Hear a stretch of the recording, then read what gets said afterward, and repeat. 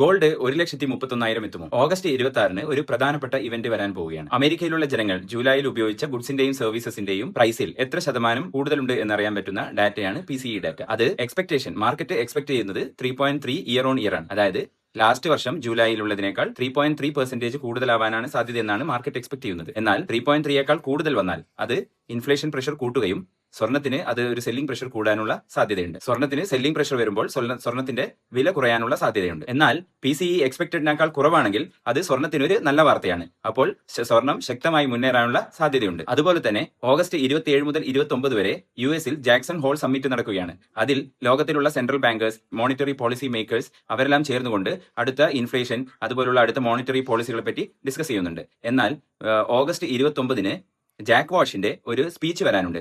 ആ സ്പീച്ചും ഗോൾഡിന്റെ പ്രൈസിന് വളരെ ഇമ്പോർട്ടന്റ് ആണ്. ജാക്ക് വാഷ് ഇൻഫ്ലേഷൻ പ്രഷറിനെ പറ്റി കൂടുതൽ സംസാരിക്കുകയാണെങ്കിൽ, ഭാവിയിൽ ഇൻഫ്ലേഷൻ വരാനുള്ള സാധ്യതയെ പറ്റി കൂടുതൽ പറയുകയാണെങ്കിൽ അത് ഗോൾഡിന് ഒരു നെഗറ്റീവ് ന്യൂസ് ആണ്.